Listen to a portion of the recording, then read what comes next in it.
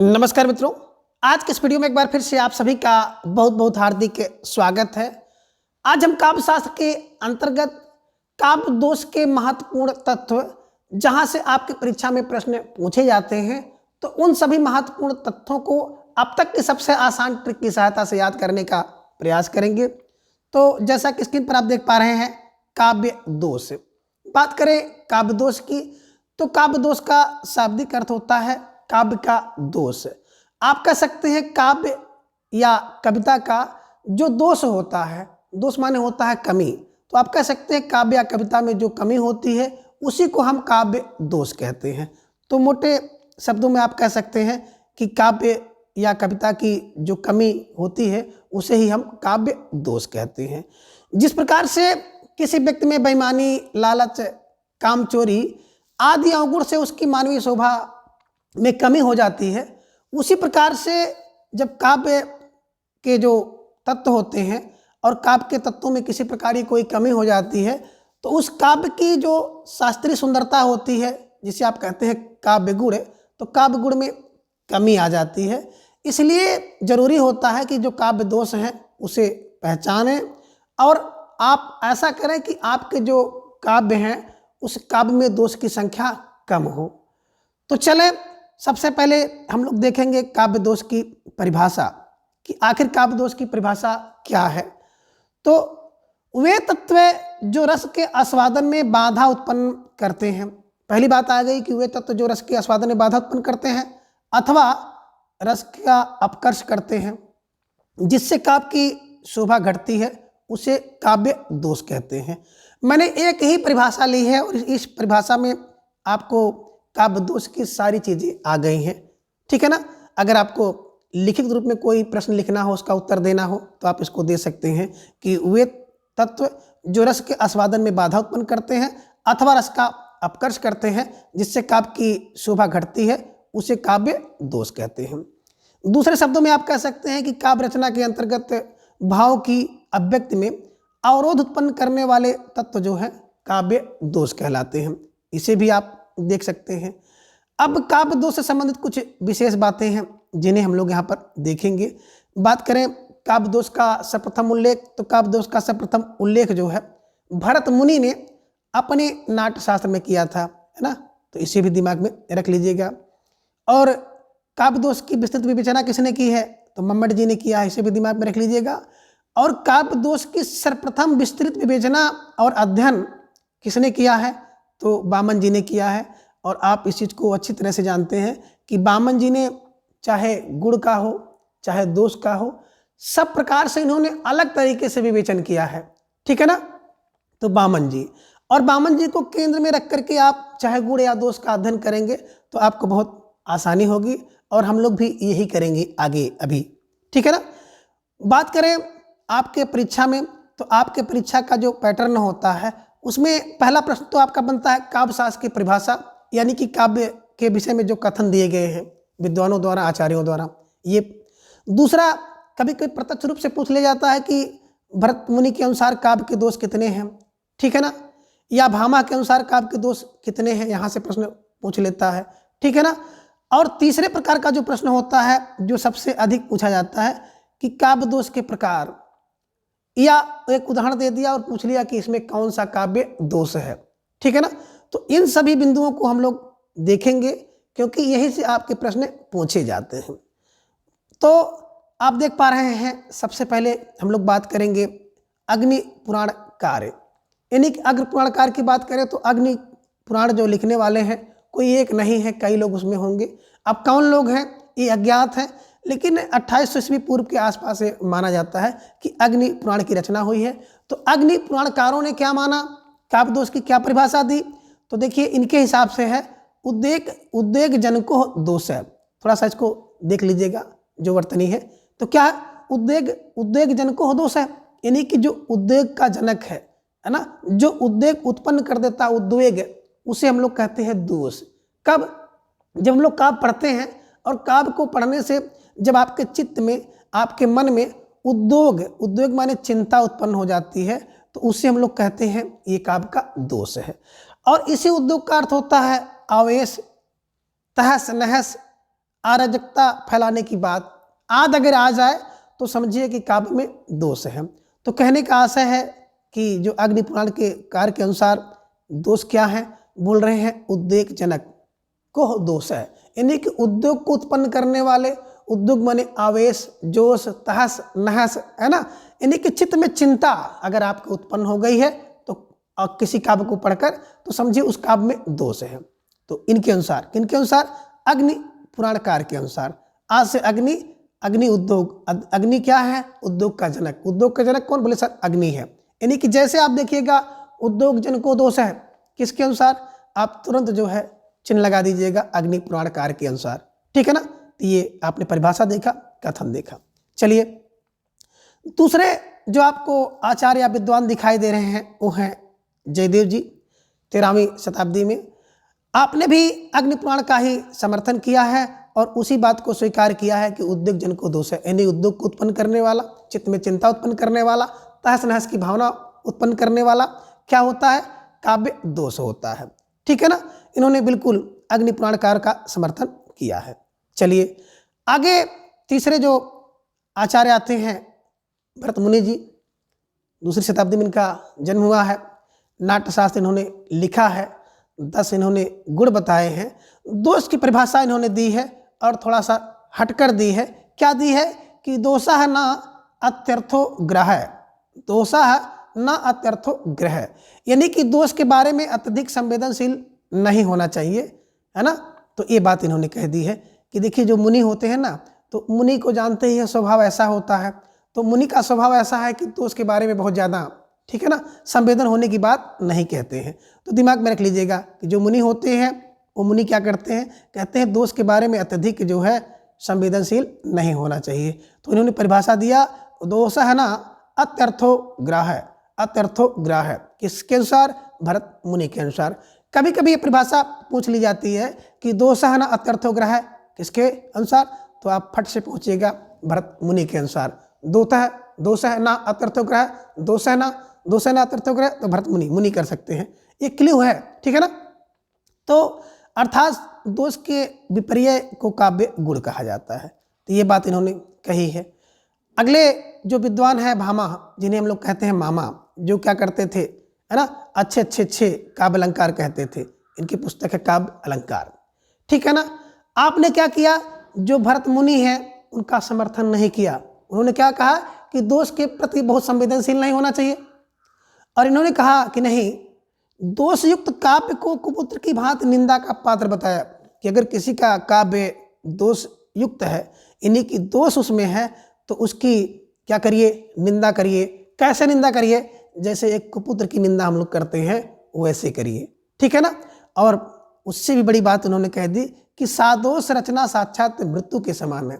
अगर आपने दोष सहित कोई रचना कर दी है तो आपके लिए मृत्यु के समान है।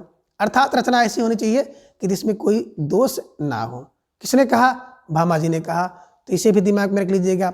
भरत जी ने तो ये कह दिया कि दोष के प्रति बहुत ज़्यादा संवेदनशील होने की आवश्यकता नहीं है, लेकिन भामा जी ने क्या किया, उनके विचारों का समर्थन नहीं किया, उसको काटते हुए क्या बताया कि दोष युक्त जो काव्य है कुपुत्र की भांति निंदा का पात्र है और सादोष रचना साक्षात मृत्यु के समान है, ठीक है ना। चलिए 5वें नंबर पे आते हैं आचार्य दंडी जी। और दंडी जी यही दंडी हैं जिनके पिता वीर हैं, माता गौरी है। 10 दंडी दुई छंद छेद करते हैं, है ना। तो ये अब इनके अनुसार 10 गुण भी इन्होंने बताया है, ठीक है। चलिए बात करते हैं, इन्होंने क्या कहा, इन्होंने कहा कि दोष युक्त कर्ता कवि को मूर्ख कह दिया। क्या कहा कि बिल्कुल मूर्ख है। अगर दोष युक्त कोई रचना की गई है तो उसका जो कर्ता कवि है वो मूर्ख है, ठीक है ना। और गुणयुक्त काव्य को इन्होंने क्या कहा कि गुणयुक्त कोई काव्य है तो बिल्कुल कामधेनु के समान है। बड़ी अच्छी बात इन्होंने बताई कि दोषयुक्त कवि मूर्ख है और गुणयुक्त कवि और काव्य कामधेनु है। और उन्होंने एक परिभाषा दी, क्या दी कि दोषाः विपत्ते तत्र गुणः संपत्ति। विपत्त्या संपत्ति किसकी, बोले दंडी की। दिमाग में रख लीजिएगा, विपत्त और संपत्ति, विपत्त संपत्ति में दंड, विपत्त संपत्ति में दंड, ठीक है ना। दिमाग में रख लीजिएगा। इन्हीं की दोषाः विपत्ते, तो विपत्त में दोष होता है, दंडी ने कहा। और गुण संपत्ति, और गुण संपत्ति में गुण होते हैं, किसने कहा? दंडी ने कहा है। तो दिमाग में रख लीजिएगा। कभी कभी ये परिभाषा दे करके आपसे पूछ लिया जाता है किसके अनुसार कथन है, तो जहाँ पे देखिएगा विपत्ति संपत्ति, तो वहाँ पे दंडी के पास आप जाइएगा। ठीक है, चलिए अगले जो आप देख रहे हैं आचार्य वामन जी हैं, जिनका जन्म जो है 8वीं-9वीं शताब्दी में हुआ है। काव्य अलंकार सूत्र वृत्ति इन्होंने रचना की है, या इनका कह सकते हैं ग्रंथ है। ठीक है ना। इन्होंने क्या किया कि दोष का सर्वप्रथम सुव्यवस्थित अध्ययन वामन जी ने ही किया है, और उन्होंने क्या किया, जो दोष की परिभाषा दिया गुण के आधार पर किया, यानी कि गुण को मानते हुए इन्होंने अपनी परिभाषा दिया। और इन्होंने क्या कहा? इन्होंने ये कहा कि गुण विपर्यमानो दोष है, यानी कि गुण के विपरीत जो है वो दोष है, गुण का अभाव जो है वो दोष है। तो इसे दिमाग में रखिएगा। क्या कि गुण का विवर्तमान कौन है? किसने परिभाषा दिया? गुण विवर्तमानो दोष है, गुण विपर्यमानो दोष है, वामन ने कहा। तो दिमाग में रखिएगा कि गुण के विपरीत दोष, गुण के विपरीत दोष है ना, वामन मानते हैं, वामन। ठीक है ना। और यहाँ पे देखिए मन है, यहाँ पे मानो है, मन मानो जहाँ पे देखिएगा तो आप जान लीजिएगा 50% आपका वहीं से निकल गया टिक। ठीक है ना।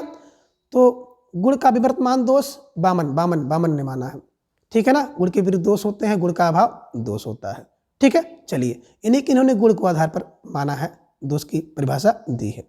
चलिए अगले जो आपके आचार्य हैं वो आचार्य मम्मट जी हैं। आपने देखा था कि एक एक करके 11 काव्य पर प्रकाश करते हैं, काव्य प्रकाश इनकी पुस्तक है। इन्होंने दोष की परिभाषा दिया, मुख्यार्थ है हते है दोष है, और इसको दिमाग में रखिएगा। और वामन जी के दोष की परिभाषा को रखिएगा। कई बार परीक्षा में पूछा गया है कि गुण विवर्तमान दोष है किसके अनुसार, तो तुरंत आप जाइएगा वामन के अनुसार। मुख्यार्थ है हते दोष है, किसकी परिभाषा है, किसने दिया है? तो मम्मट ने दिया है। ये भी कई बार पूछा गया है। तो मुख्यार्थ हति दोष है, मुख्यार्थ हति दोष है, अर्थात जिससे मुख्यार्थ की हति हो वहाँ पर काव्य दोष होता है। किसके अनुसार? आचार्य मम्मट के अनुसार। मम्मट ने क्या किया? मुख्यार्थ का हत किसने किया? बोले सर मुख्यार्थ का हत मम्मट ने किया। मम हत कौन करा? बोले सर मुख्य का अर्थ का हत तो मम ने किया, मम माने मैंने किया। तो दिमाग में रखिएगा, मुख्यार्थ हत मम माने मम्मट। तो दिमाग में रखिएगा। ठीक है ना, ताकि ये प्रश्न आपका गलत ना हो। चलिए आगे जो अगले आचार्य हैं विश्वनाथ जी, जिन्हें आपने देखा था कि 14 चारों लोकों में विश्वनाथ है ना। साहित्य दर्पण इनकी पुस्तक है। इन्होंने क्या किया? जो दोष की परिभाषा दिया रस के आधार पर दिया है। पहली विशेष बात, कभी कभी प्रश्न भी बन जाता है कि रस के आधार पर दोष की परिभाषा निम्नलिखित में से किसने दी? तो विश्वनाथ जी ने दिया है। और इन्होंने क्या कहा कि रस अपकर्षक है दोष है, रस अपकर्षक है दोष है, रस प्रकर्ष है दोष है, रस अपकर्षक है दोष है, रस अपकर्षक है दोष है। किसने कहा? विश्वनाथ जी ने कहा। और इन्होंने क्या कहा कि जो रस के अपकर्षक तत्व होते हैं वे ही दोष हैं, यानी कि रस के जो अपकर्षक तत्व हैं वे दोष हैं। किसने कहा? आचार्य विश्वनाथ जी ने कहा है। तो दिमाग में रख लीजिएगा, रस का अपकर्ष कौन करते हैं? बोले विश्वनाथ। ठीक है ना। तो ये दिमाग में रख लीजिएगा। अब मोटी मोटी बातें आपने देख ली है। क्या देखा? एक बार फिर से देखिए। सबसे पहले बात करते हैं उद्योग जन को दोष है। किसने कहा? अग्नि उद्योग। ठीक है ना, यानी कि अग्नि पुराणकार उद्योग जन का दोष है। बात करें जयदेव ने भी, तेरा जयदेव ने भी क्या किया? अग्नि पुराण का समर्थन किया। भरत मुनि ने क्या कहा कि दोष है ना अत्यर्थो ग्रह, भरत मुनि है इसलिए कहा दोषो ना अत्यर्थो ग्रह, है ना, यानी कि दोष के बारे में अत्यधिक संवेदनशील नहीं होना चाहिए। भरत का विरोध फट से भामा ने किया। क्या कहा? उन्होंने कहा कि नहीं ऐसी बात नहीं है, दोष युक्त काव्य पुत्र की भांति निंदा का पात्र है और सदोष रचना जो है मृत्यु के समान मानी जाती है। ठीक है ना। दंडी ने फर्स्ट से क्या किया कि इन्होंने कह दिया कि दोष है विपत्ते, है ना, दोष है विपत्ते तत्र गुणः संपत्ति। तो दिमाग में रखिए, दोष संपत्ति विपत्ति की बात दंडी ने कह दी। ठीक है ना। बामन क्या किया? उन्होंने सीधे कह दिया गुण विवर्तमानो दोष है, बामन गुण विवर्तमानो दोष है। ठीक है ना। मम्मट ने मुख्यार्थ हति, हाथी मुख्यार्थ हति दोष है, दिमाग में रखिएगा मुख्यार्थ हति दोष है, किसने, मम्मट ने कहा, ठीक है ना। रस अपकर्षक विश्वनाथी ने कहा। तो दिमाग में रखिएगा यहाँ से एकदम बिल्कुल डेड सेवर है कि एक प्रश्न आना आना है, ठीक है।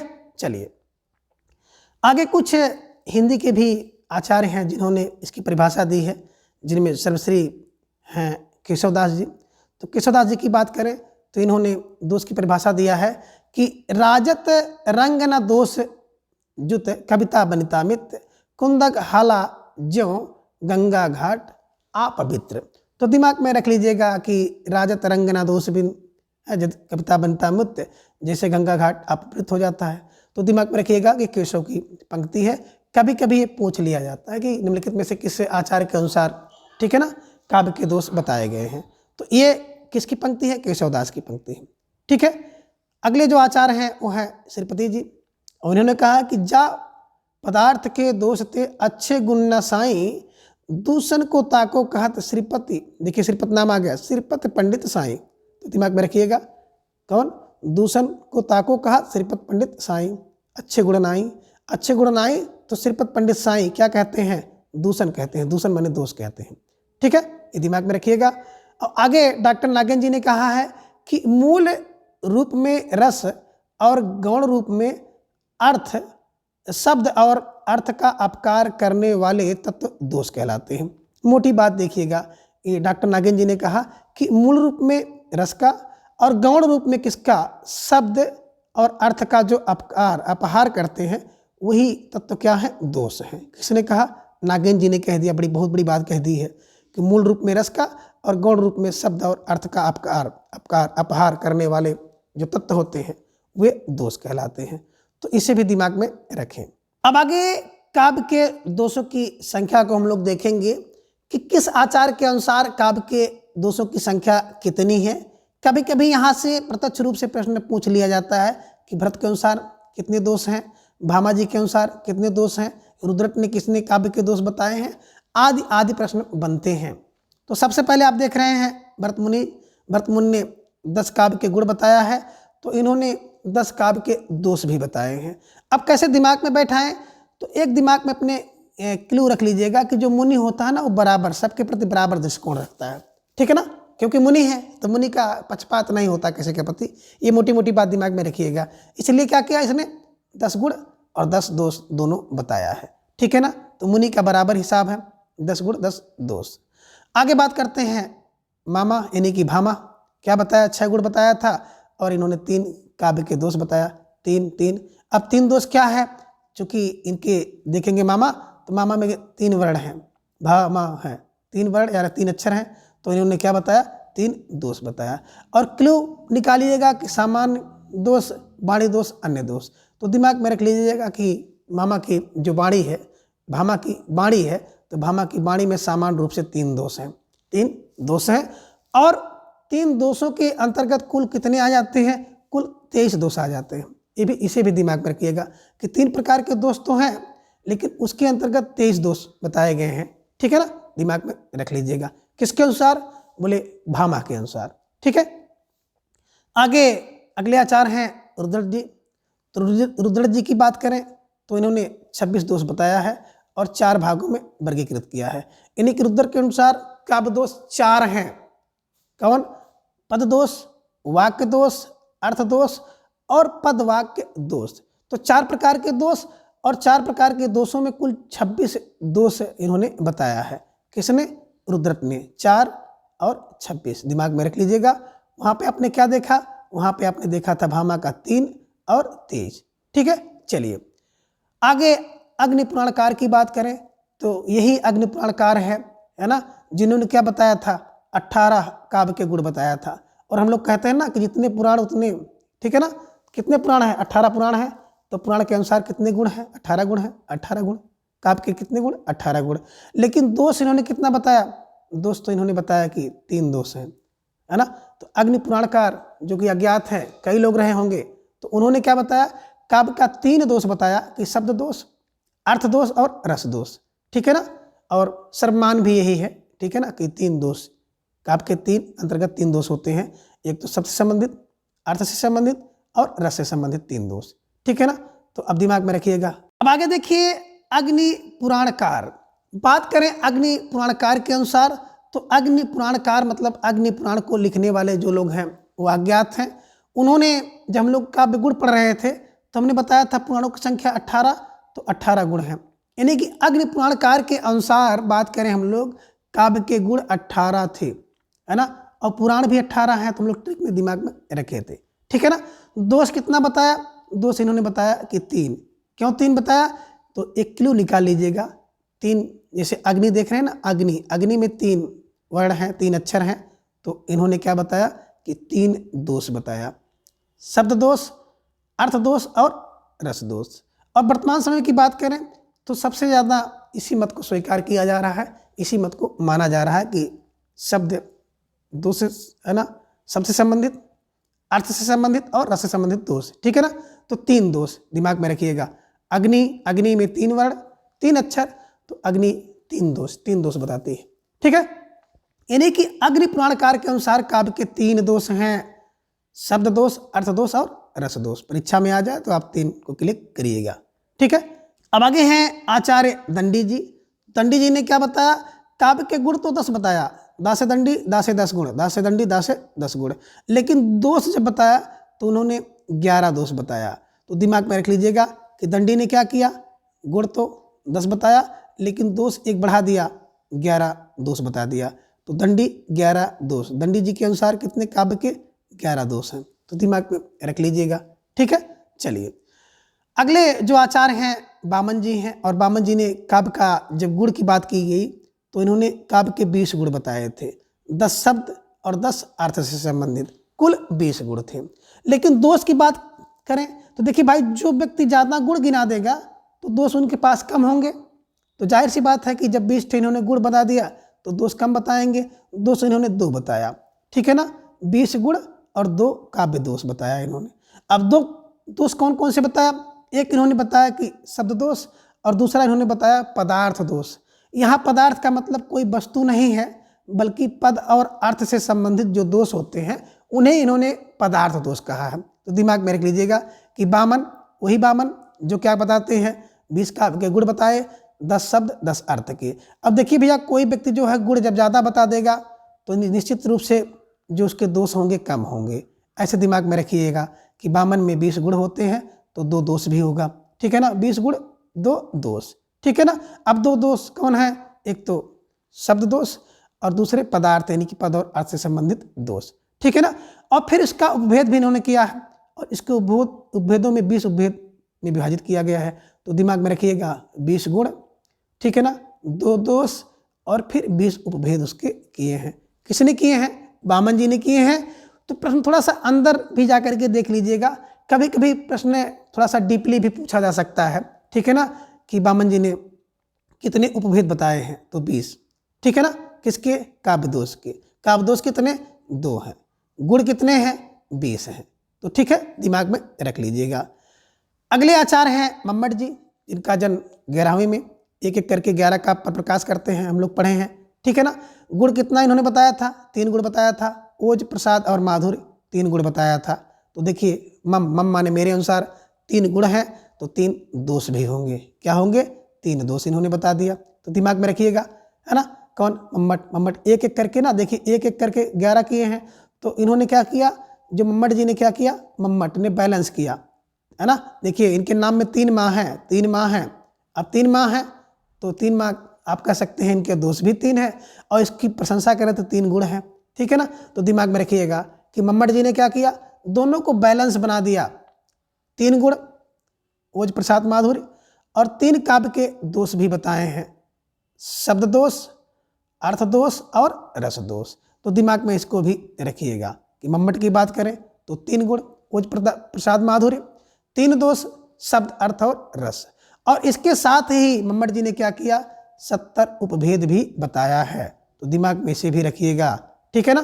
3 गुण, हाँ सर 3 गुण बताया। किसने? मम्मट ने। 3 दोष, हाँ सर मम्मट ने। उपभेद कितना बताया? बोले 70 उपभेद बताया है। इसे भी दिमाग में रख लीजिएगा। ठीक है। अगले जो आचार्य हैं सोमनाथ जी हैं, और सोमनाथ जी की बात करें तो इन्होंने काव्य के 4 दोष बताया है ना। सोम सोम सोम सोम पदार्थ 4 दोष, 4 दोष सोम पदार्थ में 4 दोष होते हैं। एक तो शब्द दोष बताया, दूसरा अर्थ दोष बताया, तीसरा रस दोष बताया और चौथा इन्होंने वृत्त जिसे हम लोग कहते हैं छंद दोष बताया। ठीक है ना। तो दिमाग में रखिएगा सोम सोम बराबर 4 है ना, शब्द अर्थ रस और वृत्त यानी कि छंद दोष इन्होंने बताया है। अब इन सब दोषों की संख्या को एक बार फिर से हम लोग थोड़ा सा देख लें कि क्या कुछ है और सरसरी तौर पर देखेंगे। अब मुनि की बात करें, भरत मुनि ने क्या किया, बराबर का रखा, 10 गुण 10 दोष बताया। ठीक है। भामा की बात करें, भामा 6 होते हैं, 6 गुण और दोष बताया 3। ठीक है ना। और फिर 3 के अंतर्गत 23। ठीक है ना, उपभेद इसके बताए। बात करें रुद्रट, रुद्रट ने क्या बताया, 4 भागों में विभाजित किया। रुद्रट क्या बताया, टा 4 बताया और 26 इसके उपभेद बताए। अग्नि की बात करें तो अग्नि पुराण में गुण कितने, बोले गुण तो सर 18 हैं। अग्नि में कितने गुण, 18 पुराण है ना, 18। दोष 3 वर्ण 3 अक्षर, तो 3 दोष बताया इन्होंने। ठीक है ना। दंडी गुण बताया 10, दासे दंडी, दासे 10 गुण और 11 दोष, 10 गुण 11 दोष। वामन की बात करें तो वामन ने 20 गुण बता दिया है ना, 20 गुण और 2 दोष। 2 दोष के अंतर्गत बात करें तो 20 इसके उपभेद भी बताए है ना। तो 20 गुण 2 दोष और 20 उपभेद किसने, दंडी ने। मम्मट की बात करें तो मम्मट ने क्या किया, 3 गुण और 3 दोष बराबर का है ना संबंध रखा, जितने गुण उतने दोष। मम्मट के जितने गुण उतने दोष, 3 गुण 3 दोष। ठीक है ना। सोमनाथ की बात करें तो सोमनाथ ने 4 दोष बताया, शब्द अर्थ रस और वृत्त संबंधी दोष। तो इसे दिमाग में रख लीजिएगा। कभी कभी प्रश्न इनके दोषों की संख्या को लेकर के पूछ लिया जाता है, तो ये गलती आपसे ना हो। ठीक है।